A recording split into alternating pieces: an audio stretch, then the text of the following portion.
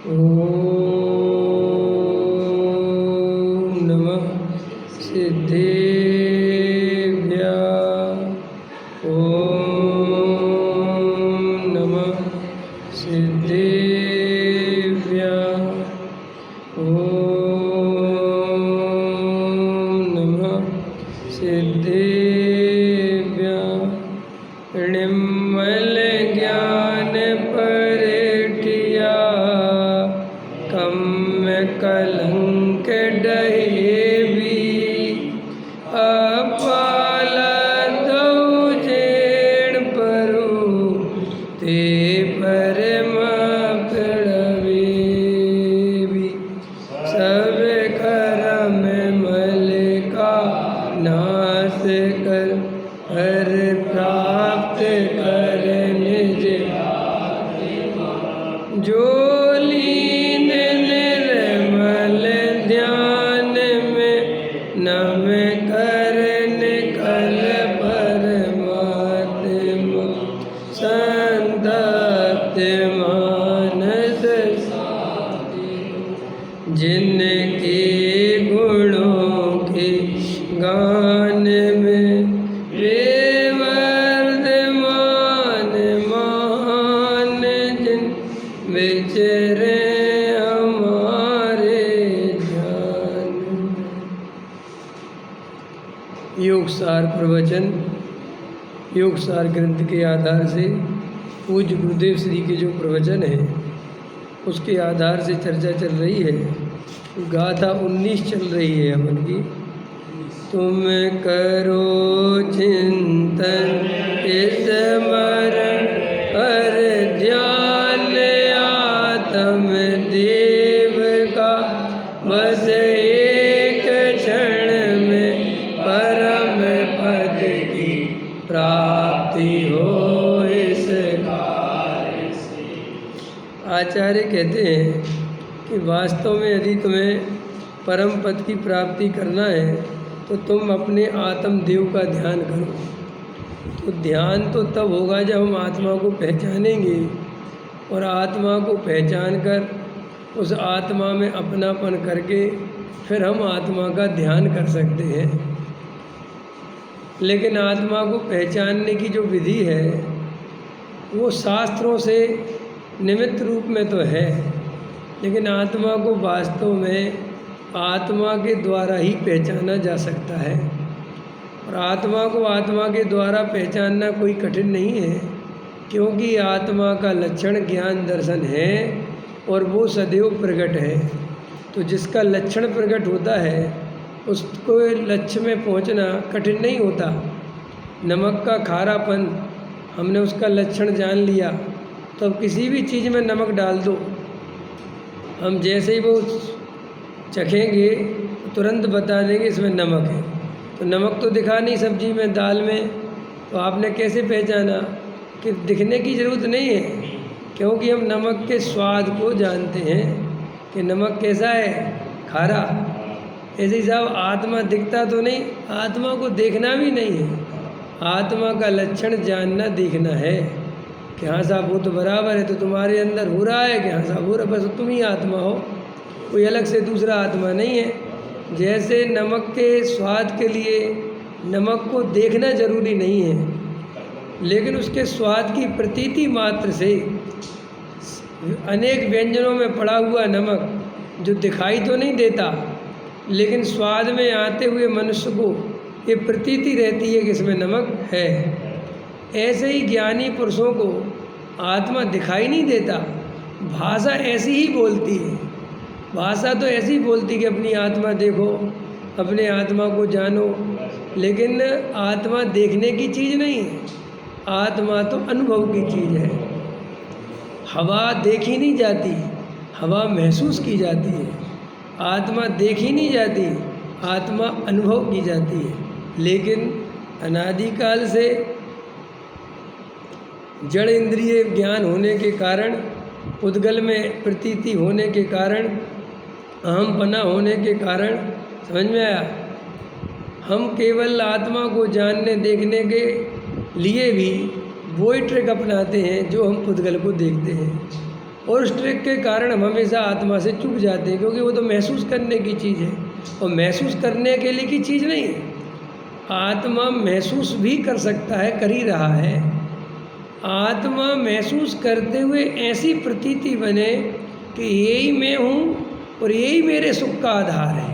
समझ में? मेरे सुख का आधार ये परद्रव्य नहीं है, ये पुद्गल नहीं है।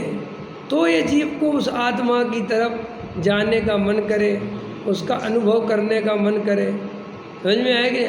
हमारे लिए पैसा सुख का आधार दिखता है, तो अपने आप ही पैसा जोड़ने का, रखने का, संभालने का, समझ में आया कि नहीं आया?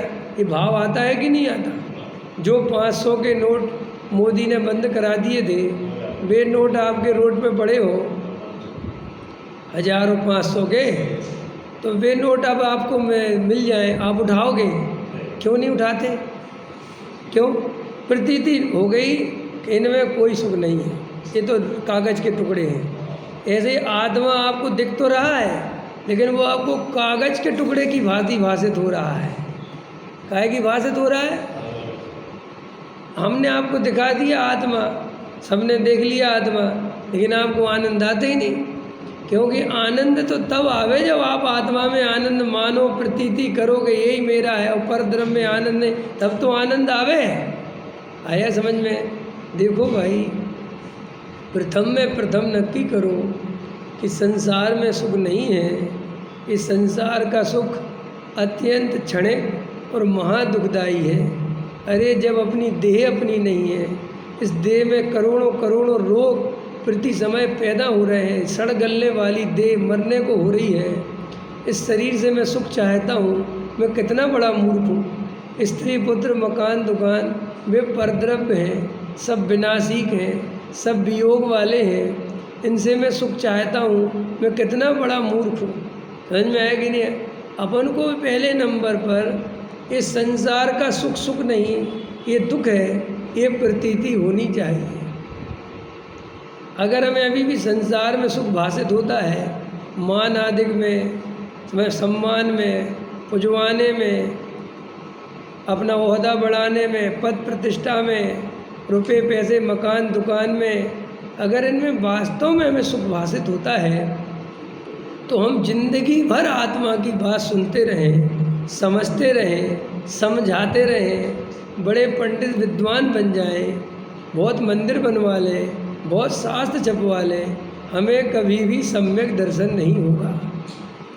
हमारे सम्यक दर्शन नहीं होने का कारण ये नहीं है कि हमें आत्मा समझ में नहीं आया, ये नहीं है कि हम आत्मा का स्वरूप नहीं जानते, हमने कोई शास्त्र नहीं पढ़े, हम अपरिचित हैं आत्मा का, हमें अनुभव नहीं आया। ये तो सब आया, सब पहचानते हैं आत्मा, लेकिन आत्मा में सुख बुद्धि नहीं आई। क्या नहीं आई? सुख बुद्धि तो पैसे ही में रही। हमने आपको जान तो लिया कि चेयरमैन सेठ है, बहुत पैसे वाले हैं, समझना मेरी बात, लेकिन हमें अंदर ही अंदर ये भी पता है कि जो 1 रुपया देने वाले नहीं, बहुत कंजूस आदमी है। तो हमने जान भी लिया कि ये पैसे वाले हैं, बहुत हैं, तो भी हम इनके पीछे नहीं दौड़ेंगे। पीछे दौड़ने का आधार पैसा अकेला नहीं होता। जैसे समय सार में अर्थार्थी जन सेवा करें, अर्थ के अर्थी, वो राजा है, ऐसा जानकर उसकी सेवा करता है, तो वो ये जानकर सेवा करता है कि पैसा देगा। अगर उसे ऐसी प्रतीति हो जाए कि ये पैसा नहीं देगा, तो वो सेवा नहीं करेगा। इसमें ऐसे ही हम आत्मा की सेवा ही नहीं करते, क्योंकि हमें पक्का विश्वास है कि आत्मा में कोई सुख नहीं है। क्या बात करते हो पंडित जी, कि हम तो रोज़ गाना गाते कि आत्मा में सुख है। तुम गाना गाने में सुख मानते हो, इसलिए गाते हो। समझ में आया? तुम्हें आत्मा का गाना गाने से प्रतिष्ठा मिलती है, समाज में इज्जत मिलती है, तो वो सुख पाने के लिए ही आत्मा के गीत गाते हैं। आत्मा का सुख पाने के लिए आत्मा के गीत नहीं गाते। कितने सारे पंडित हैं जो आत्मा की बात करते हैं और उनकी नज़र लिफाफे ही पे रहती है, तो या प्रतिष्ठा पे रहती है या पद पे रहती है, तो हुआ क्या? कि आत्मा की चर्चा भी इसलिए कर रहे हैं कि इससे उनकी पंडितियाई चलती है, और वे ऐसे समाज में रह रहे हैं कि उन्हें आत्मा की बात करनी पड़ेगी। समझ में आ गए? और अब वे दूसरी बात कर भी नहीं सकते, क्योंकि जितना ज्ञान व्यान मिला था वो तो आत्मा के ज्ञान में लगा दिया। आत्मा के ज्ञान में माने शास्त्र ज्ञान में, छह उपसम ज्ञान में। अब इंजीनियरिंग तो पढ़ नहीं सकते, डॉक्टरी तो पढ़ नहीं सकते, व्यापार धंधा बस की नहीं है वह, क्योंकि मेहनत लगती ना भाई साहब। धर्म के क्षेत्र में रहना समझना थोड़ी खतरनाक बात है। और वहाँ पे बनी बनाई भोजनालय की रोटी मिल जाती है, और भी जो भी है वो वहीं अपना 1-2 कमरे का मकान मिल गया और अपनी 10-20-50 हज़ार रुपये सैलरी मिल गई। वहाँ ज़िंदगी का असली संघर्ष पता ही नहीं चलता। तुम 4 दीवारी के अंदर कहाँ से अनाज आ रहा है, कहाँ से क्या संस्था में आ रहा है, सब तुम्हें पता नहीं चलता। जब खुद का चूल्हा जलाओगे और खुद कमाने बाज़ार में जाओगे तब पता चलेगा कि दुनिया में कितना संघर्ष करके पैसा कमाता है इसमें। तो वो कंफर्टेबल जोन में रहने की आदत पड़ गई, और वो कंफर्टेबल जोन में तुम तभी रह सकते हो जब आत्मा की बात करोगे, क्योंकि तुम कौन से ग्रुप में शामिल हो? आत्मा वालों के ग्रुप में शामिल हो, तो यहाँ बात काहे की करनी पड़ेगी। अगर तुमने महाराज की बात कर दी और महाराज की तारीफ कर दी तो क्या होगा इस ग्रुप से निकाल दिए जाओगे। इस सिस्टम समझ गए? तो वो आत्मा की बात भी करता है, तो आत्मा पाने के लिए नहीं करता, पद प्रतिष्ठा पाने के लिए सामाजिक व्यवस्था के अंतर्गत करता है। इसलिए हम सबको आत्मा तो अनुभव में आता है। ऐसा एक जीव मुझे बताओ जो आप लोगों में से कहे कि हम आत्मा को नहीं पहचानते। बताओ भैया। भाई साहब क्या नाम आपका?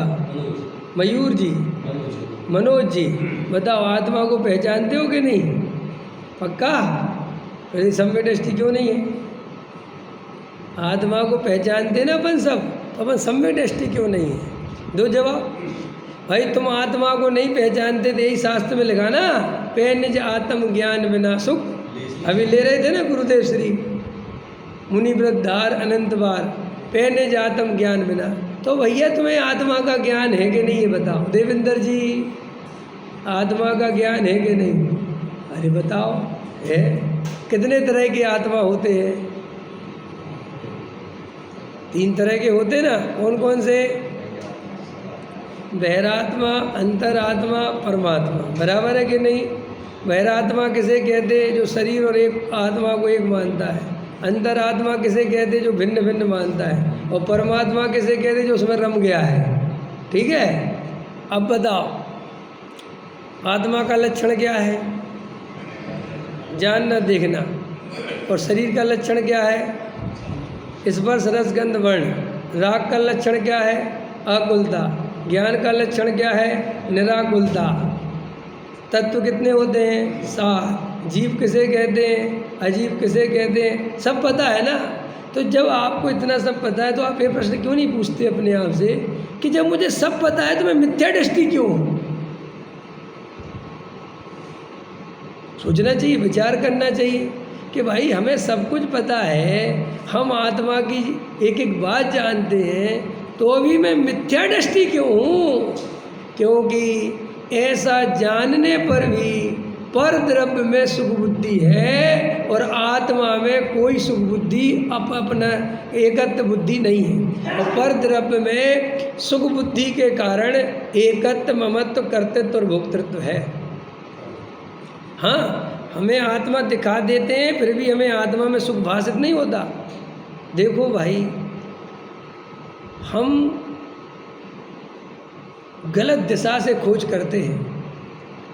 ये दुनिया में जितने भी पंथ संप्रदाय हैं, जितने भी ये जाति पंथ संप्रदाय धर्म हैं, ये सब किसके आधार से हैं? ये सिर्फ और सिर्फ आत्मज्ञान से रहित होने के कारण, केवल और केवल एक ईश्वरीय कल्पना करने के कारण, उनको शाब्दिक परिभाषाएं देने के कारण है। सब ने अपने अपने ईश्वर की कल्पना कर रखी है, सब ने अपने अपने शास्त्र बना रखे हैं, सब ने अपनी अपनी धर्म की परिभाषाएं लिख रखी हैं, और सब ने अपने अपने भगवान को पूजने के तरीके बना रखे हैं। और हम इन्हीं के आधार से बटे हुए हैं। हमारे बटने का आधार क्या है भाई? दिगंबर और श्वेतांबर काय के आधार से बटे, 20पंथी और 13पंथी काय के आधार से बटे? आत्मा के आधार से तो कोई नहीं बटा। बता दो अगर कोई आत्मा के आधार से बटा हो तो।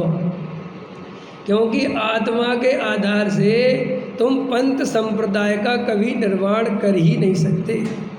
पंथ संप्रदाय का निर्माण हमेशा क्रिया कांड से होता है। ये समझ में आ रही पचदेन जी कुछ इम्पोर्टेंट बात? तुम्हें कितनी इम्पोर्टेंट बातें हम बताते हैं, फिर भी तुम जो है नहीं बदलते, इस बात का आश्चर्य होता है। मैं कहाँ कहाँ से खोज के लाता हूँ, समझ में आया? दिन दिन भर एक एक बात का चिंतन करके तुम्हें बताता हूँ, फिर भी हम लकीर के फकीर वहीं के वहीं, हमारे अंदर कोई क्रांतिकारी परिवर्तन होता ही नहीं। तुम कर्मों में आग लगा ही नहीं पाते, मिथ्यात्व का नाश कर ही नहीं पाते, क्योंकि तुम्हारे अंदर अभी भी समाज का भय, प्रतिष्ठा की चाय इतनी ज़्यादा भरी पड़ी हुई है कि ये क्रांतिकारी बातें आकर भी गुजर जाती हैं, लेकिन हम फिर भी पंथ संप्रदाय जाति के बंधन में बंधे ही रहते हैं।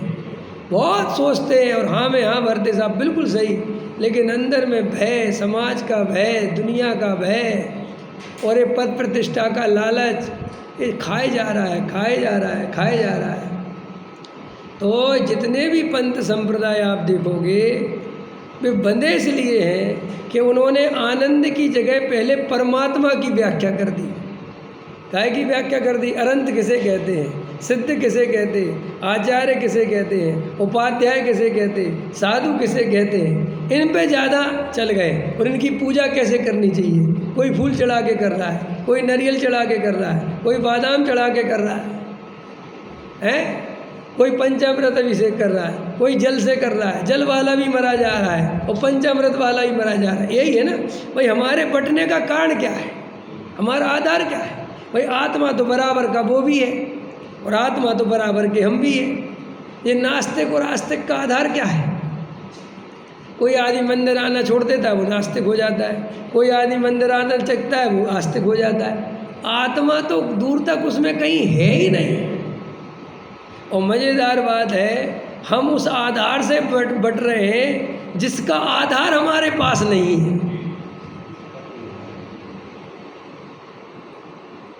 है आपके पास आधार?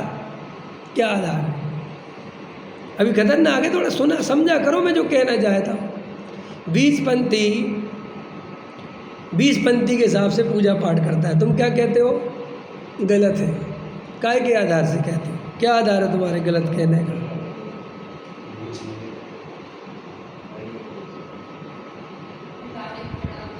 हाँ, तो तुम्हारे आधार है ना, वो गलत है ना। तो भाई साहब, अष्टद्रव्य से पूजा करने में भी थोड़ी बहुत तो जीव हिंसा होती है, वो भी क्यों करते हो? आधार तो वो भी है। तुम भी शास्त्रों के आधार से बोलते हो, वो भी शास्त्रों के आधार से बोलता है। उसके शास्त्र में भी लिखा है, छुआरा श्रीफल लाओ, फूल चढ़ाओ, चमल वेद की कुआरा लाओ, सब लाओ। तुम कहते नहीं नहीं वो तो ऐसे ही लिखा हुआ है। किसने कहा ऐसे ही लिखा हुआ है? और ऐसे ही लिखा तो क्यों लिखा? उन्हीं दयानंद राय जी की आदि पूजाएं तो तुम कर लेते हो और आदि छोड़ देते हो। तो या तो वो आदि पूरा गलत होना चाहिए या आदि पूरा सही होना चाहिए। मैं घबराना नहीं तुम लोग के पंडित जी को क्या हो गया है। मैं तो तुम्हारे ये सब जिंदगी में जो तुम्हारी जो खोखली आदर्श तुमने बना रखे हैं, ये 2 कौड़ी के हैं, 2 कौड़ी के, जिन पे तुम लड़ते हो। 13 पंथ पहले बना के 20 पंथ, किस किस को पता है? कौन कौन जानता है 13 पंथ के बारे में? तुम अपने आप को कहते हो कि हम मूल दिगंबर हैं महावीर के कुल के। क्या पता है तुम्हें 13 पंथ के बारे में? कब बना था ये 13 पंथ? कैसे बना? कैसे चला? और 20 पंथ कब का है? क्या पढ़ा तुमने शास्त्रों में? ये पूरे महाराष्ट्र में इतने संत साधु 20 पंथी हो जाते हैं और इतने 20 पंथी आमना को मानते हैं, तो क्या हवा में मान रहे क्या? भाई कहीं लिखा नहीं होगा, मैं नहीं लिखे मान रहा। आपको पता है एक भी साधु ये बिना शास्त्रों के काम नहीं करते हैं, सब पढ़ पढ़ के ही करते हैं उसमें। लेकिन अपन क्या करते हैं, शास्त्रों को बांट लेते हैं। जो हमारे अनुकूल पढ़ते हैं वे हमारे, और जो तुम्हारे अनुकूल पढ़ते हैं वो तुम्हारे। जिसमें हमारा फायदा वही हमारा कायदा। बात फायदे और कायदे की नहीं बसन जी, बात ये है कि जैसे तुम शास्त्रों से बंधे हो ऐसे ही वो भी शास्त्रों से बंधा है। आप लोगों में से भगवती आराधना कितने लोगों ने पढ़ी? जो मुनियों के प्रायश्चित शास्त्र है, प्रायश्चित शास्त्र समझते हो? है मूलाचार है, भगवती आराधना है, और भी होंगी दो है, संयम प्रकाश है। ऐसा करना, इनको दो चार को उठा के पढ़ना कि मुनिराज के प्रायश्चित के बारे में क्या क्या लिखा है, फिर मेरे से पास आना, और फिर वो जो प्रायश्चित लिखे हैं उन पे तुम बोलना मेरे से ये सब लिखा है, और अगर ऐसा कोई साधु करे तो तुम उसे साधु मानोगे। लेकिन पढ़ो ना, मैंने पढ़े इसलिए कह रहा हूँ, मैं पढ़ो। और मैं बता नहीं सकता जो लिखा है ना अभी बिल्कुल। आपको पता है हम कितने ढकोसले में जीते हैं पूरे जीवन भर। हमारे अंदर में हम कुछ पढ़ाई लिखाई नहीं करते गहराई में। तेरा पंथ सोचो, तेरा पंथ बना कैसे? यहीं बना जयपुर में, सांगानेर में, समझ में। और जोगीदास जी नाम के व्यक्ति ने इसको चलाया, और पंडित जी, टोडामल जी के बेटे गुमानी राम टोडामल, इन सब ने इसको आगे बढ़ाया। पहले तो जगत में पूरा 20 पंथी आमना थी।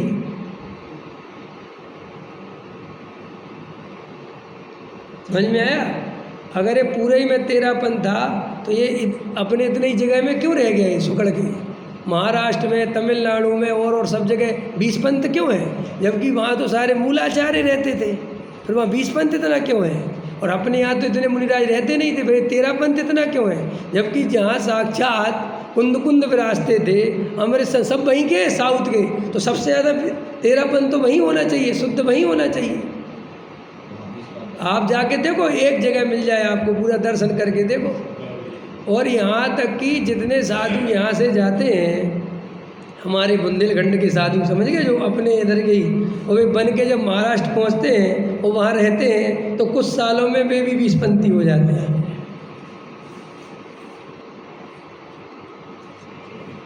मुझे इन बातों में ज़्यादा नहीं जाना।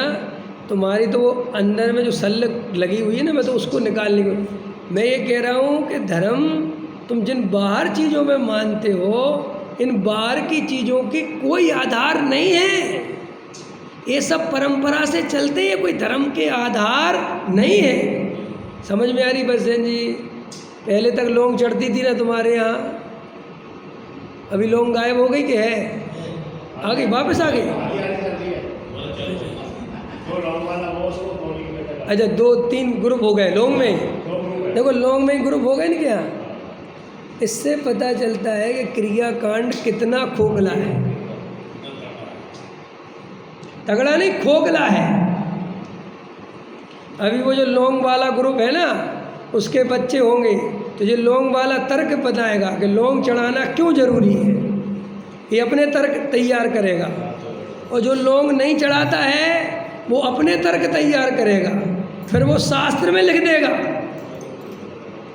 समझ में आया कि नहीं आया? फिर क्या होगा? फिर एक ग्रुप तैयार हो जाएगा, एक लौंग वाला पंथ, एक बिना लौंग वाला पंथ। आपको हंसी आ रही इन बातों पे? जाओ तुम्हारे इतिहास उठा के देखो, श्वेताम्बरों में जाके पढ़ना, क्रियाओं के आधार से उनके पंथ बड़े हुए है नहीं दीदी?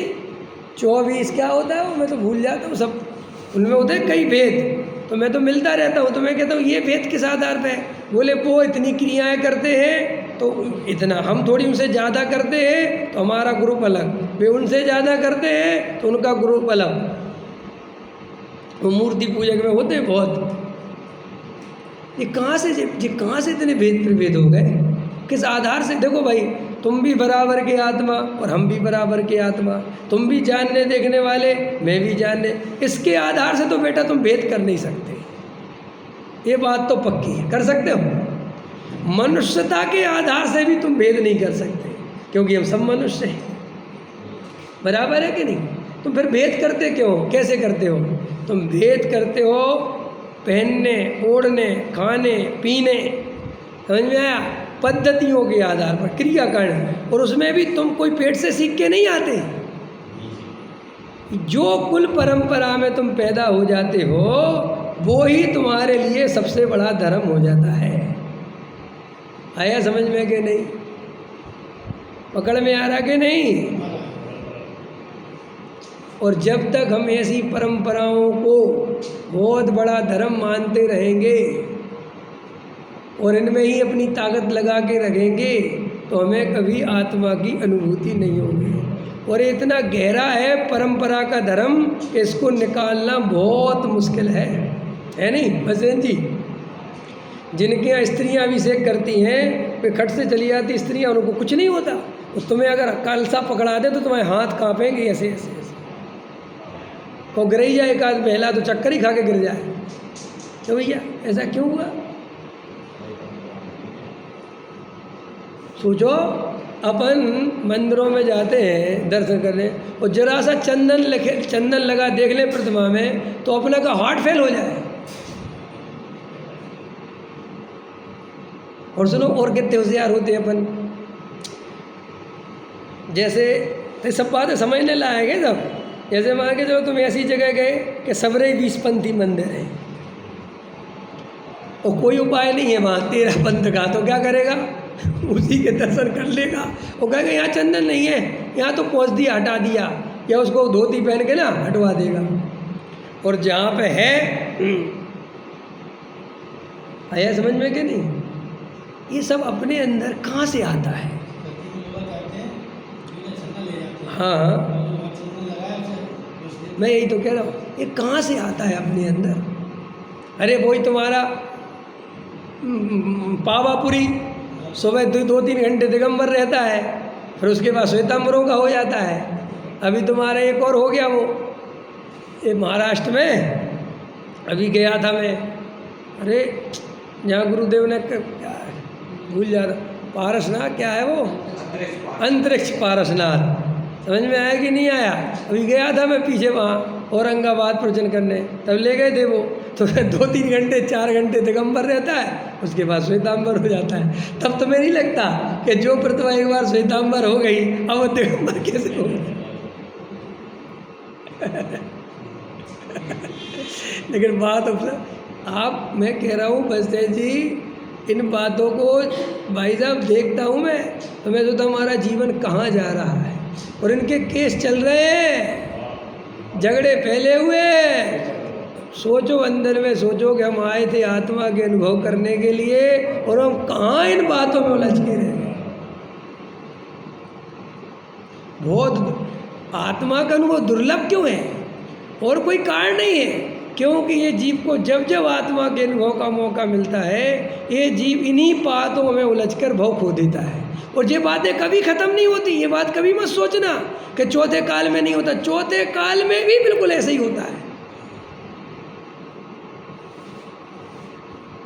कहीं झगड़ा कम नहीं। आप कहोगे चौथे काल में कैसे होता है? भाई साहब मारीची ने 363 मत चौथे काल में चलाए कि पंचम काल में चलाए, और आदिनाथ की उपस्थिति में चलाए कि गैर उपस्थिति में चलाए। तो फिर तीर्थंकर की उपस्थिति में जब समाज की हालतें है, तीर्थंकर की उपस्थिति में समाज की ये हालत थी, तो बिना तीर्थंकर के मत चल रहे हैं, इसमें क्या आश्चर्य है भाई?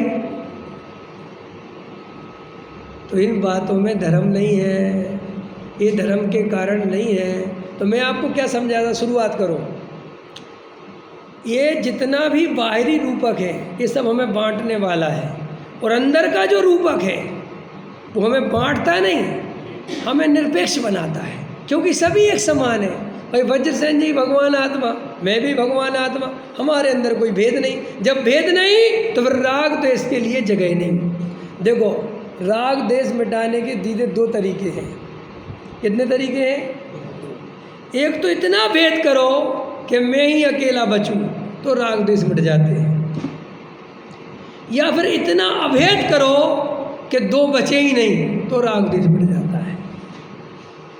पढ़ा आपने अवान्तर सत्ता और प्रवचन सार में महासत्ता। एक तुमने इनका पढ़ा होगा अद्वैतवाद और द्वैत और अद्वैत। ये अद्वैत और द्वैत क्या है? द्वैत माने इतना भेद ज्ञान करो कि बिल्कुल दूसरे से हट जाओ और अपने में चले जाओ, उसका नाम है द्वैत करके, भेद करके। और अद्वैत माने इतना दुनिया और अपने को एक कर दो कि कहीं राग देश के लिए जगह ही नहीं, मैं ही वज्रसेन जी हूँ और वज्रसेन जी ही मैं हूँ। अब जब ऐसी प्रतीति हो गई तो फिर राग देश के लिए कोई स्थान। हम राग देश कब आधार से करते हैं? जो हमारा नहीं है। वज्रसेन जी आप कहाँ के हो? भिंड के, और मैं सागर का। भिंड का पानी अच्छा नहीं है, भेद हुआ। आपका गोत्र कौन सा है? गोलालाल। और मेरा परिवार, और परिवार अच्छे नहीं होते, लड़ंका होते। भेद हुआ। तुम्हारा भेद का आधार क्या है? वो कौन आधार? वो आधार है जो यहीं मिट्टी में मिल जाना है। और वो त्रिकाली ध्रुव जो तुम हो, जो शाश्वत है, सदा काल है, उसकी तरफ हमारी नजर नहीं है।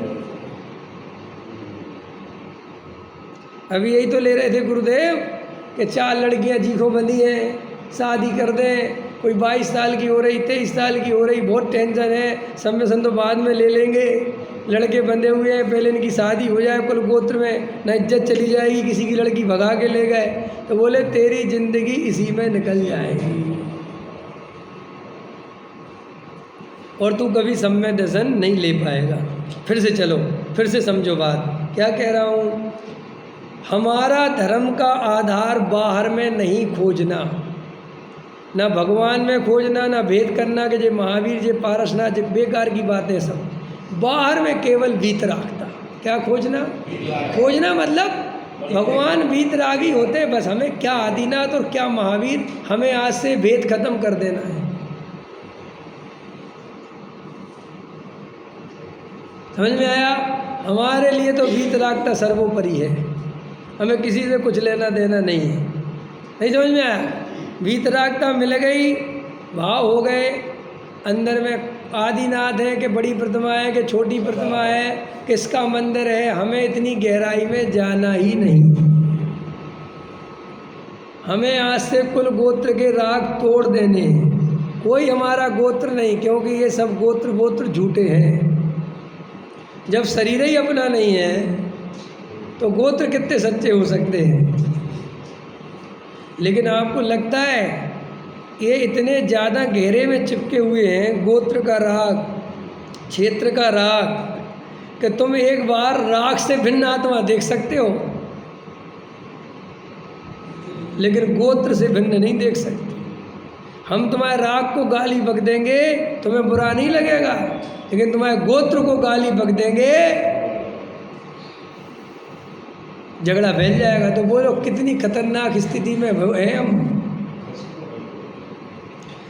मुमुक्षुओं ने बहुत अच्छा धर्म पढ़ा गुरुदेव के निमित्त से, समझ में आया? सर्वोत्कृष्ट धर्म सुनने अगर इस कली काल में मिला तो पूज्य गुरुदेव श्री के निमित्त से अपने को मिला। समझ में आया? फिर भी अपन सुधरे,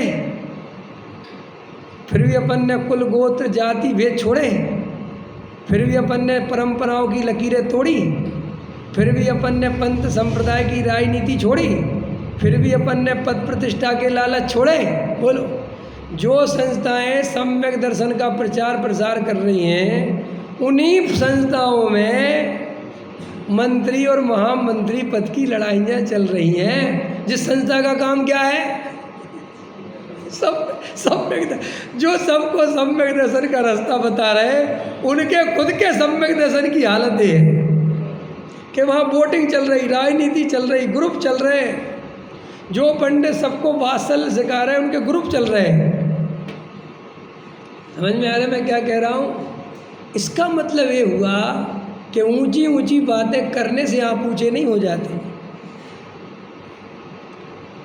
आपका परिवर्तन जब तक नहीं होता तब तक वो परिवर्तन नहीं माना जाता। हमारी जब तक मिथ्या मान्यताएं नहीं मिटती तो हम सम्यक दर्शन की कितनी ही चर्चाएं करें। आया समझ में कि नहीं? तो हमारा आधार क्या बनाएंगे आज से? धर्म का आधार। भगवान मतलब आनंद, भगवान मतलब आत्मा, मतलब इसको नाम दो आनंद। क्या? हम धर्म में आनंद करने आए हैं। हमें कोई भगवान भगवान की तलाश नहीं है, हमें किसी परमात्मा को नहीं पाना, हमें कुछ नहीं पाना। हमारा एक ही लक्ष्य है कि हमें आनंदित होना है, और क्षणिक आनंदित नहीं होना। विषयों के आनंद हमने खूब भोग लिए, संयोगों के आनंद खूब देख लिए, ये सब आनंद झूठे हैं। इसलिए अब मैं शाश्वत आनंद की तलाश में निकला हूँ। काहे की तलाश में? आत्मा की तलाश में नहीं, परमात्मा की तलाश में नहीं, सम्यक दर्शन की तलाश। ये सब तो तुम्हें खा जाएंगे ये सब, क्योंकि इन्हीं शब्दों से तो तुम बढ़ते हो। किस परमात्मा की तलाश में निकले हो? साहब हम तो महावीर के भगत हैं, और तुम्हारी आराधना हम तो साहब पक्के तेरापंथी हैं। बस तुम भीतराग भाव में पहुंच ही नहीं पाओगे। शास्त्री जी समझ में आ रहा? काय की तलाश में निकले हो? आनंद, आनंद चाहिए मेरे, और अब संसार का चाहिए नहीं, ये पक्का हो गया। क्यों? संसार का आनंद मैंने भोग भोग के देख लिया, इसमें दुख के अलावा कुछ हाथ में नहीं आता। तो मैं ऐसे आनंद की तलाश में निकला हूँ कि मैं कहीं भी बैठा रहूँ और मेरा आनंद आता रहे। कोई भी द्रव्य क्षेत्र काल भाव, और मुझे आनंद आना ही चाहिए, मुझे वो चाहिए। जब हम आनंद से शुरुआत करते हैं तो हमारे झगड़े नहीं फैलते। हमारे झगड़े हमेशा फैलते हैं जब हम ईश्वर से, शास्त्र से, गुरु से शुरुआत करते हैं। क्योंकि गुरु, शास्त्र, देव ये सब हमें बांटते हैं, क्योंकि सबका देव अलग है, सबके शास्त्र अलग है, लेकिन सब में एक चीज़ कॉमन है, आनंद सबको चाहिए। श्वेतांबर को भी चाहिए, दिगंबर को भी चाहिए, 20पंथी को भी चाहिए, और 13पंथी को भी चाहिए। दिगंबर ये सोच रहा है कि ये वाली प्रतिमा हमें सुखी कर देगी, श्वेतांबर सोच रहा है आँख वाली कर देगी, 20पंथी सोच रहा है फूल चढ़ा के सुखी हो जाऊंगा, और 13पंथी सोच रहा है बादाम चढ़ा के सुखी हो जाऊंगा। समझ में आया कि नहीं आया? तो जब वो ये सोच रहा है तो वे सब क्रियाएं अलग अलग हैं, तो झगड़े फैल गए, क्योंकि सब अपनी अपनी क्रियाओं से प्यार हो गया। और जिस आदमी ने सोचा फूल चढ़ाने से धर्म नहीं होता, बादाम चढ़ाने से धर्म नहीं होता, मंदिर बनाने से धर्म नहीं होता, प्रतिमा सजाने और भीतरा इससे धर्म नहीं होता, धर्म तो आत्मा के अनुभव से होता है। जब हम ऐसी बात करेंगे तो हमारे अंदर भेद रहेगा। भेद कब तक था? जब तक तुम शांतिनाथ के भगत थे और हम पारसनाथ के थे। कौन सी प्रतिमा विराजमान कराना चाहते हो? क्या वज्रसेन जी? हाँ, श्री मंदिर। हम तो मुमुक्षु हैं। डॉक्टर साहब कहते हैं, सुनाते थे दादा अपने ज़माने की घटना, कहीं पंच कल्याणक होना होगा तो प्रतिमाएं ले लेते ना लोग जी सब। तो बोले डॉक्टर साहब के पास एक आए भाई साहब, बोले आप हमारा बहुत हम आपको बहुत है संबंध आपसे, और आपके हाथ में सब कुछ है, हमारी कुछ मदद करो, हमारे साथ गलत हो रहा है। तो दादा ने कहा क्या हो गया भैया? बोले हमने प्रतिमा ली थी और इनने उस समय हमसे बोला था कि हम तुम्हें शांतिनाथ देंगे। सुना होगा आप लोगों ने। और बोले साहब अब हमारे लिए जो है मल्ल नाट्यकार है क्या? हाँ, ये सब तो बोले दादा बता दे कि उनने ऐसा बोला कि हमारे लिए मल्ल नाट्यकार है। बोले शांतिनाथ तो हमने किसी और को दे दी, और हमने तो जो बोली ली शांतिनाथ के लिए थी। तो दादा कहने लगे उस दिन मैंने माथा पकड़ लिया कि ये हमारा मुमुक्षु है।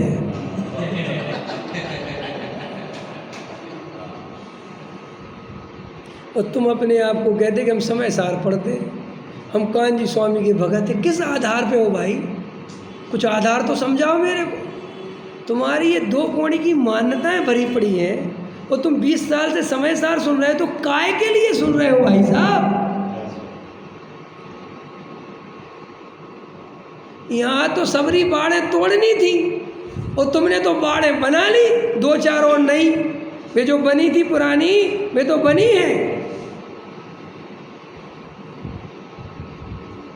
कहाँ जियोगे, कैसे जियोगे, सोचो। एक महाराज बोल रहे थे, बोले मोक्षुओं का समझ में नहीं आता हमें।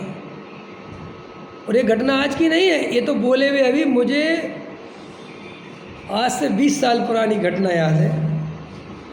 एक मेरा मित्र था, वो साधु बन गया और मैं जयपुर चला गया पढ़ने। हम दोनों साथ के दोस्त थे, बिल्कुल पढ़ते से बचपन बिल्कुल साथ में बीता, बराबर में उसका घर था, हम दोनों साथ में ही रहते। वो महाराज बन गया, मैं जयपुर चला गया। अब मैं जयपुर से लौट के आया तो फाइनल में होऊंगा मैं या सेकेंड ईयर में होऊंगा, अब ध्यान नहीं। तो मैं गया उससे मिलने के लिए, उनसे मैंने उस समय तो महाराज जी हुए, तो उनसे मैंने कहा मिल लूँ। महाराज जी हो गए तो वे वहीं रुके हुए थे मोराजी में, और वहीं मेरी बुआ का घर है। तो मैं वहाँ गया, तो मैं वहाँ भी चला गया तो मैंने पता किया कि भाई उनका नाम वाम पता कर लिया, क्या नाम पड़ गया। हम तो पुराना घर का नाम जानते थे, तो बोले ये नाम पड़ गया, ठीक है। तो हम गए उनसे मिलने के लिए। तो गए तो हमने कहा महाराज जी हमें पहचाना? अरे बोले आओ पहचाने, बैठे हम। तो कहने लगे और क्या पढ़ रहे हो, क्या कर रहे? बातचीत हुई तो मैंने कहा मैं तो जयपुर पढ़ रहा, आपको पता ही। अरे बोले हाँ तुम तो सोनगढ़ी बन गए। बोले हाँ। मैंने कहा मैं तो बन गया। तो बोले एक बात बताओ, मैं बहुत दिन से प्रश्न पूछ रहा हूँ, सोच रहा हूँ, तुम मिल गए, तुम लोग ये सीमंदर भगवान को क्यों मानते? अब मैंने भी ये सोचा नहीं था कभी। मैंने कहा यार ये कैसा? मैंने कहा सीमंदर भगवान में कुछ कमी है क्या? मैंने वो इतने सहज भाव से पूछा, मैं पता नहीं सीमंदर भगवान में क्या कमी। मैंने कहा सीमंदर भगवान में कुछ कमी है? बोले वो विदेशी भगवान है। ये सच्ची बात है, बिल्कुल ऊपर जनवाणी के सामने बोल रहा हूँ। तो मैंने कहा यार कैसी बातें कर रहे हो आप, ये भगवान भी देश विदेशी होते हैं क्या?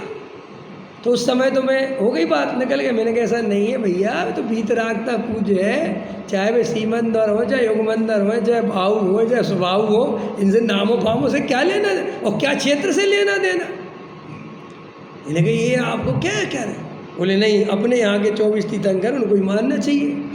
ये बता रहा हूँ मैं, एक आदमी दिगंबर महाराज हो गया, रात दिन पढ़ रहे, अभी ये स्थिति रहती है। और अभी एक तो वो बहुत नामी गिरामी महाराज, वे ही बोल रहे थे प्रवचन में कि जे लोग कहते हैं विदेशी भगवान को मानते हैं। मेरे को इतनी आश्चर्य होती है कि क्या जिंदगी भर बीतरागता समझी, क्या स्वाध्याय किया, क्या तत्व समझा होगा। ऐसे अन्य मतियों जैसे राग द्वेष, और अपने आप को दिगंबर संत कहते हैं। दिगंबर का दा भी पता नहीं।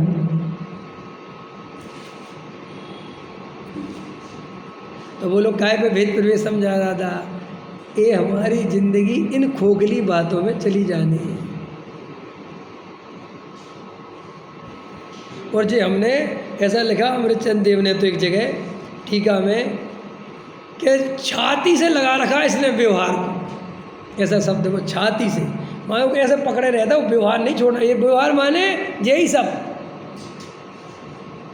कुल गोत्र का धर्म, परंपरा का धर्म, क्रियाकांड का धर्म, इनमें ही जीवन चला जाएगा, इनमें ही।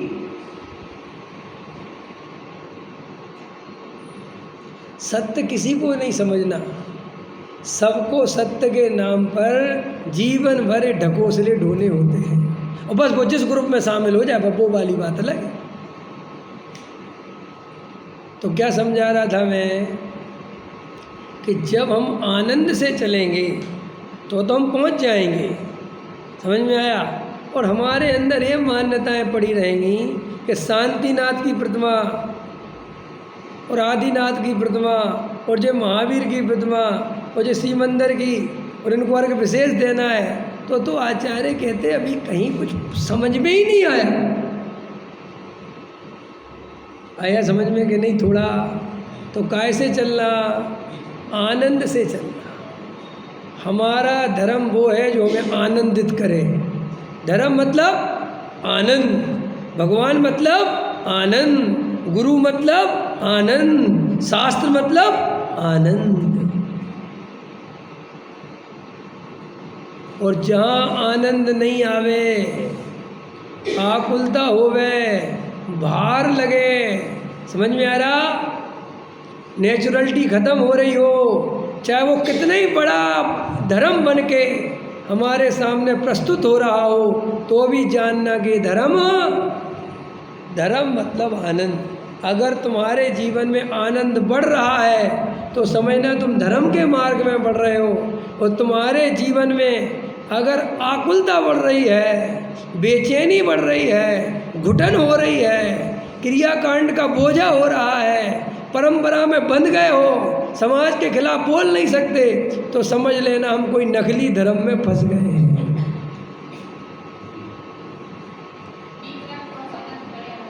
है आनंद, बिल्कुल 100%।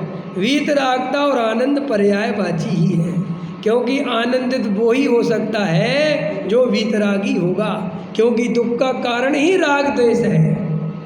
देखो आपने बात कही तो मैं बोलता हूँ, आनंद निर्विकल्प दशा का नाम है। आनंद किस दशा का नाम है दीदी?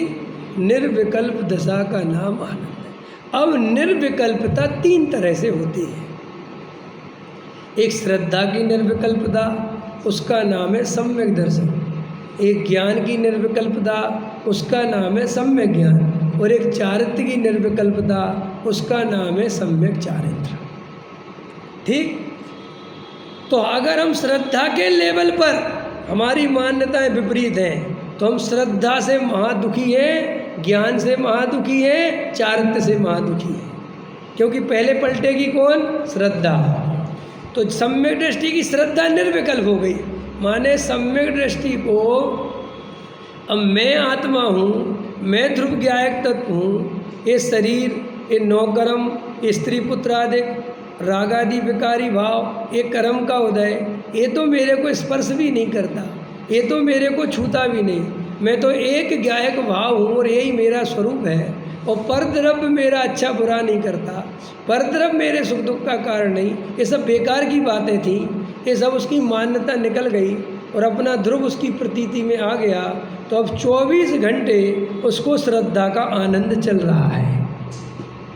ये है सम्यक दृष्टि का श्रद्धा का आनंद। अब ज्ञान में उसे विपरीतता निकल गई, उसका ज्ञान जानता तो है लेकिन उसके ज्ञान में मिथ्यापना नहीं रहा।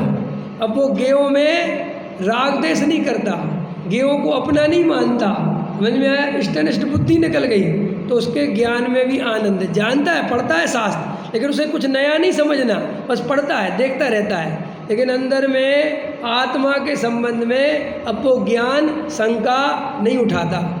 सुख के संबंध में वो ज्ञान अब शंका नहीं उठाता। आया समझ में? तो वो ज्ञान भी आनंद रूप है। अब जो सम्यक दृष्टि को आकुलता है वो सम्यक चारित्र की है। सम्यक चारित्र की माने क्या? जो अभी अस्थिरता है। 2 गुण तो उसके सही हो गए, लेकिन तीसरे गुण में अस्थिरता है। तो अस्थिरता के कारण उसे चारित्र संबंधी जो राग द्वेष होते हैं उससे उसे आकुलता पैदा होती है। इसका मतलब जब हम अपने स्वरूप में भी निर्विकल्प होकर रम जाएंगे तो वो भी दुख मिट जाएगा। बस इतने का नाम धर्म है। अब ये पूजा पाठ भक्ति, ये भेद प्रभेद, ये श्वेतांबर दिगंबर, ये सब बेकार की चीजें हैं। आया समझ में?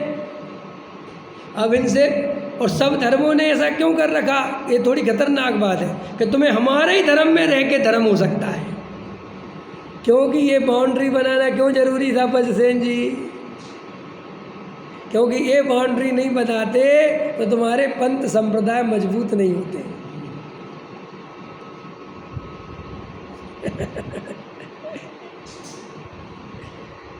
है मुमुक्षुओं का धर्म कहाँ हो सकता है? बोलो। जब तक तुम मुमुक्षु नहीं बन, एक भी मुमुक्षु ऐसी कल्पना कर सकता है कि गैर मुमुक्षु को सम्यक दर्शन हो सकता है कोई? शास्त्रों से मत बोलना। ये मत बोलना कि तो शेर को भी हो सकता है। वो तुम बोलते भले ही हो, लेकिन अंदर में मैं एक व्यवहारी का नाम ले दूं कि वहाँ भी सम्यक से हो। कैसे हो सकता है? कैसे हो सकता है? तो इसका मतलब यही कहना चाहते हो ना कि यही हो सकता है। और यहाँ पे भी भेद करो, जयपुर वालों को कि सोनगढ़ वालों करो, करो भेद करो। विवेक को सुनने वालों को कि गैर विवेक को सुनने वालों। जो विवेक के भक्त होंगे ना, वे कहेंगे विवेक वाले को हो सकता है भाई साहब, बिना विवेक वाले का तो हो ही नहीं सकता, क्योंकि जो बात विवेक बताता है वो ही सम्यक दर्शन हो सकता है। ये जीवन जाना तुम्हारा इसी काम है। अगर नहीं समझे तो अपना ज्ञान, अपना विवेक जगाओ और इस सारी दुनिया से दृष्टि हटाओ और आत्मा पर दृष्टि लगाओ, तो सम्यक दृष्टि होगी।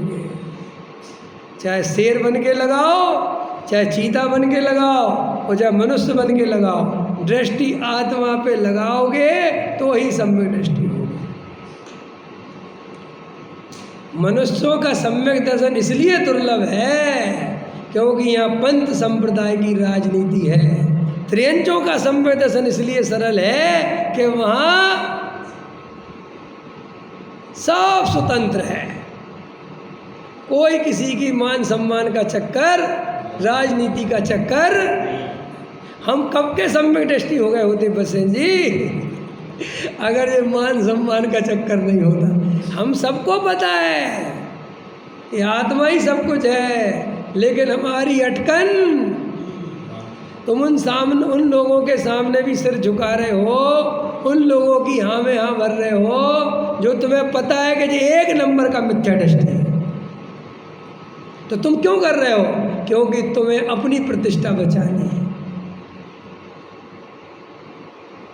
तुम वहाँ नहीं जाना चाहते क्योंकि तुम्हें पता है कि वहाँ कुछ नहीं रखा, तो भी तुम जाते हो, धर्म के नाम पर जाते हो, केवल पद प्रतिष्ठा बचाने के लिए जाते हो। और आप सोचते हो, हम सोचते हैं कि हमें सम्यक दर्शन कैसे हो जाए। तुम इतनी खोखली बात को दिमाग से नहीं निकाल पा रहे। देखो एक बात और सुन लो, 51 मिनट तो हो गए। ये दीदी वगैरह बैठती तो मुझे बड़ा अच्छा लगता है, दीदी वगैरह नहीं बैठे तो इतना बढ़िया प्रवचन नहीं करूँगा। इन लोगों के सामने और बात है, क्योंकि ये बहुत मेहनत करी ना इधर तक आने में। अब मैं सोचता हूँ कि यहाँ तक आ तो गए, मैं भी आया हूँ, मैं किसी और मैं भी आया, मुझे अभी भी अनुभव होता है कि भटकन बहुत है भाई। आचार्य भगवंतों ने, जो सच्चे वीतरागी संत थे, उन्होंने ये बात लिखी कि एक पुद्गल परमाणु में भी अपनापन रह जाएगा, एक कसाय में उपादेय बुद्धि रह जाएगी, तो तुम अनंत काल के लिए संसार में रुल जाओगे। सोचो कितनी बारीक भूल रह सकती है हमारे अंदर, और वो हमें अनंत संसार का कारण बन सकती है। ये पता कैसी बीमारी है? कैंसर अगर अंगूठे में हो, कितना हो, और डॉक्टर ने चेक कर लिया कि इतने अंगूठे में कैंसर है, तो भी यहाँ से काटता है।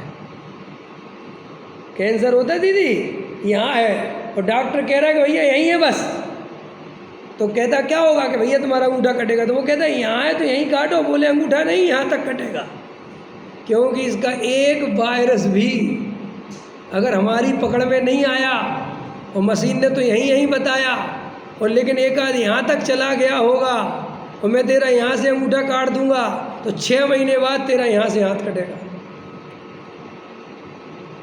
ऐसे ही सुनो राजा, अगर ये मिथ्यात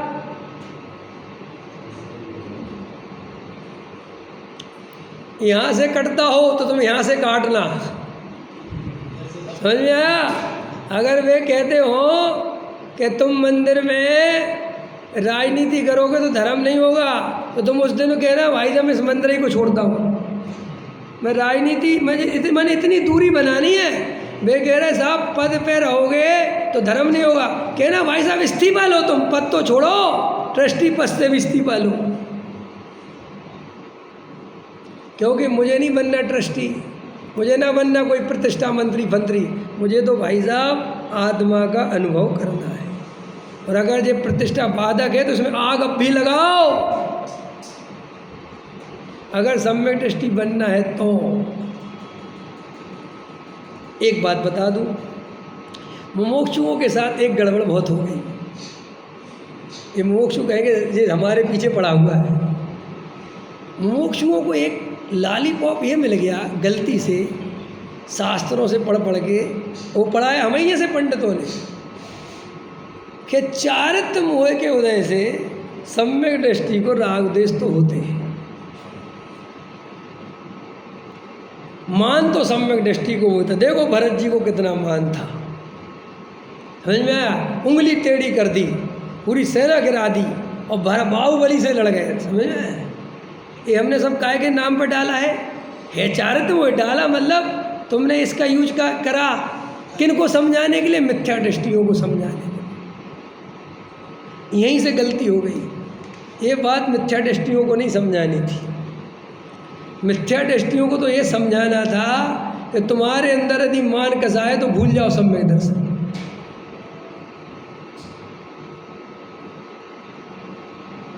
और उसको क्या समझा दिया तुमने? बसवेन जी ने कहा, विवेक जी मेरे अंदर मान कसाए बहुत है। क्या?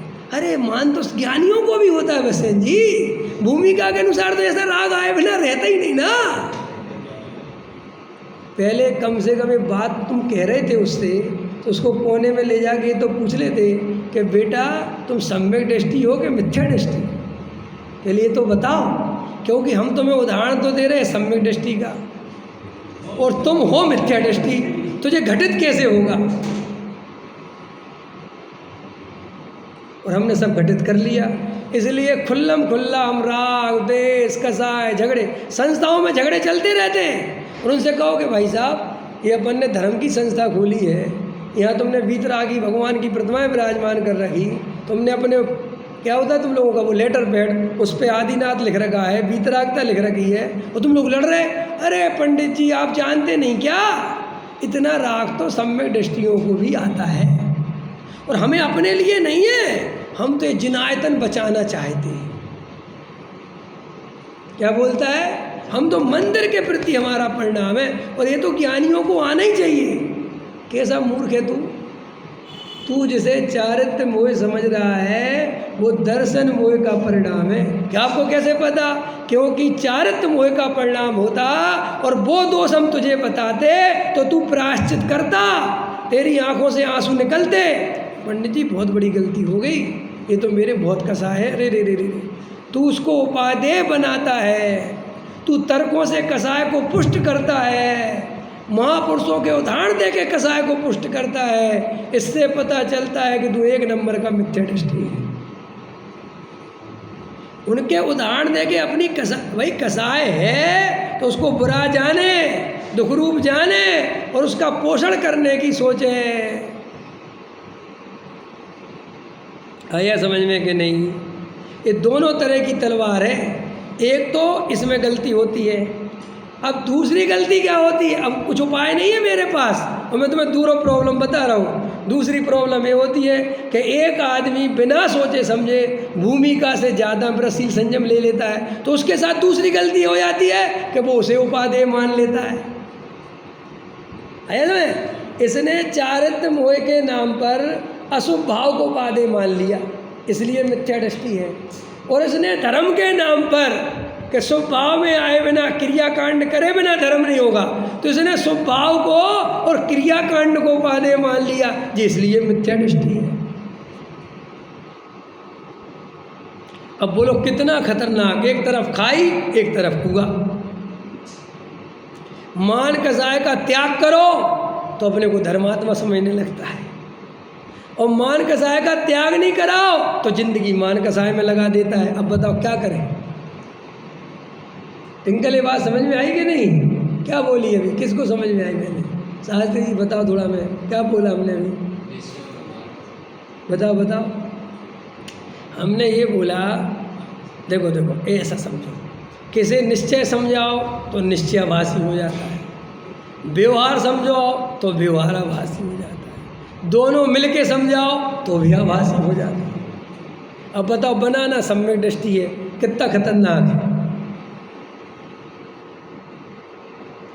बोलो, तुम्हें जरा सा कहते हैं कि भैया कसाय को छोड़ो, ये बोलो तो तुम छोड़ने के नाम पर निर्वृत्ति का सोचने लगते हो, और जरा सा ये कहते हैं कि कसाय तो भूमिका के अनुसार होती है, सो तुम मंदिर बनाने में लग जाते हो। करे तो करे क्या? क्योंकि अभी कोई मेरा ये प्रवचन सुनेगा तो कहेगा हमने 20 पंडित जी कैसे प्रवचन सुने, तो पंडित जी खुद ही बताते हैं चारित्र मोह के बारे में। भरत जी का राग खुद समझाते हैं। भैया बात हमारे पास कोई उपाय नहीं है, तो फिर उपाय किसके पास है? तुम्हारे स्वयं के पास। तुम ईमानदार बनो बस। कसाय हो तो उसे कसाय जानो, उसे दुखरूप जानो, उससे भेद ज्ञान करो, उसे अच्छा मत मानो, तो वो चारित्र मोह में कन्वर्ट होगी। और अगर उसे अच्छा मानोगे, करने लायक मानोगे, करना चाहिए, तो वो दर्शन मोह में कन्वर्ट होगी। समझ में आया कि नहीं आया? थोड़ा समझ में आया कि नहीं आया? भाई देखो, समाज तो ऐसा ही चलेगा, समाज कभी नहीं बदलेगा। और अब तुम दिगंबर हो, समझ में आया? तेरापंथी हो तो रहो, लेकिन इनमें धर्म मत खोजो, इनके नाम पर लड़ाई मत करो। तुम तो 20पंथी हो तो भगवान आत्मा देखो, श्वेतांबर हो तो भगवान आत्मा देखो, अजैन हो तो भगवान आत्मा देखो। सब में क्या देखो? भगवान। और अपने में भी क्या देखो? और ये पंथ संप्रदाय से ऊपर उठ जाओ। तुम अपनी परंपरा का पालन करो, उसे अपनी परंपरा का पालन करने दो। न तुम उसे मिथ्या दृष्टि कहो, न वो तुम्हें मिथ्या दृष्टि कहे। हमें अधिकार नहीं है किसी को मिथ्या दृष्टि बनाने का और कहने का। ये सिर्फ हमने अपने अहंकार के लिए कहते हैं। काहे के लिए कहते हैं? क्योंकि हमारे अहंकार का रास्ता ही इस तरफ से जाता है कि जब तक हम दूसरे को नीचा नहीं दिखाएंगे, तब तक हम ऊंचे नहीं होते। भाई साहब, जो हमारा विद्यालय चल रहा है ना, वो किसी का नहीं चल रहा है। ये बात क्यों आई? क्या ज़रूरत थी? तुम सिर्फ अपने विद्यालय की तारीफ करते ना कि हमारा तो बहुत अच्छा चल रहा साहब, कि बाकी के भी सब अच्छे चल रहे होंगे, हमें क्या पता। लेकिन नहीं, तुम्हें इसमें संतोष नहीं है। तुम्हारा संतोष ही वहाँ जाके पूरा होता है जब तक तुम दूसरे को नीचा ना दिखा लो। श्वेतांबर हो सकते हैं सम्यक दृष्टि के? नहीं, 3 काल में नहीं। और वे महराज वाले 3 काल में नहीं। और तुम, हम तो हैं ही। आया समझ? मतलब आप समझ, जड़ देख रहे आप भाई? कौन, क्या आधार है तुम्हारा उनको मिथ्या दृष्टि के? शास्त्र ही तो आधार है। और क्या आधार है भाई? तुम किसी को मिथ्या दृष्टि सम्यक किस आधार से कहते हो? उनके शास्त्र में लिखा कि तुम नहीं हो सकते, उनका आधार वो है। और तुम्हारे शास्त्र में लिखा कि वे नहीं हो सकते। आधार तो दोनों का वो ही है ना, प्रत्यक्ष तो किसी के पास नहीं है। अपनी भैंस का दूध कोई पतला नहीं कहता, कहता है? उसको हमेशा गाढ़ा ही दिखता है। वो जमाने निकल गए, मैं सेन जी ने देखे होंगे। और हम तो बहुत गांव में रहते थे, तो दूध देने वाला आता था, वहीं मिलते थे सब दूध। हम खरीदने भी आते थे, तो हम उंगली डालते थे तो दूध नहीं लगता था, और वो उंगली डालता था तो दूध ही दूध लग जाता था। नहीं, ये तेल वेल इतनी बदमाशी हमें नहीं आती। हम तो सिर्फ ये बता रहे हैं कि उसका स्टाइल ऐसा होता है कि वो स्टाइल से दूध में उंगली डालता है कि कह देगा, देखो पंडित जी, देखो भाई साहब कितना गाढ़ा है। और तुम डालोगे, उनको कहाँ है? अरे भाई साहब, आपको कुछ पता ही नहीं है। ये जगत ऐसा ही है। इसलिए तुम जिन, इसको बाबू भाई थे ना, और नाम तो भूल जाता हूँ मैं, राम जी भाई, बाबू भाई, जो वो पता क्या कहते थे? जो शास्त्रों से बंधा हुआ है वो गुलाम मार्गी है। किसी से कहोगे तुम 28 मूल क्यों पालते हो? तो कहता था शास्त्रों में लिखे हैं जी, इसलिए पालते हैं। तो कहते थे गुलाम मार्गी है। हम सब अपने को झांक के देखें, हम गुलाम मार्गी तो नहीं है। हम दूसरे की निंदा इसलिए तो नहीं करते कि हमारे अहंकार को पानी मिलता है, खाद मिलता है। आया समझ में कि नहीं? अरे हमारे शास्त्र में अगर दूसरे की तारीफ लिखी हो तो हम वो शास्त्र उठा के अलग कर दें।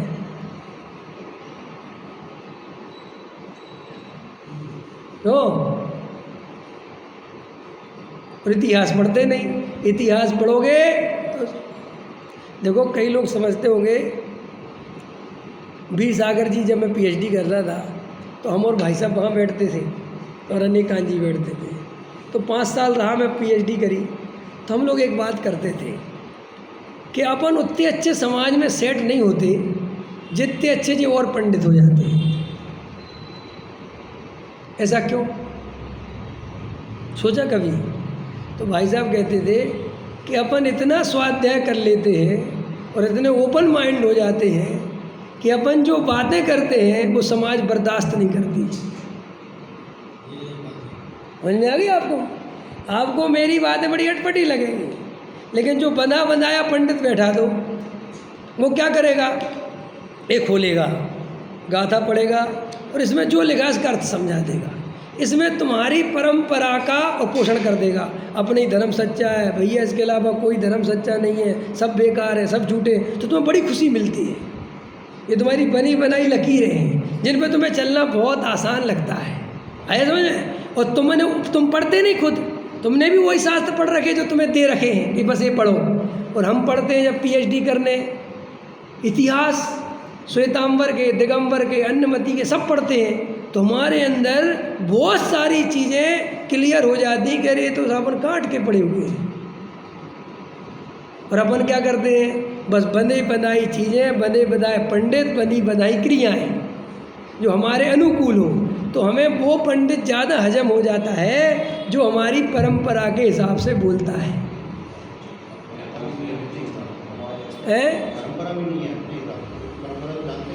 परंपरा है ना भाई साहब, मोक्षु की परंपरा है ना भाई साहब। समझदार सुना दे, मोक्ष मार्ग प्रकाशक सुना दे, बस भाई 2 4 10 बातें जो तुम्हारे यहाँ चलती रहती हैं। समझ में आया? और अपन सेट रहते हैं। और जहाँ ये कोई कह दे कि कुछ नहीं होता है दिगंबर श्वेतांबर, ये आदमी कहाँ से आ गया?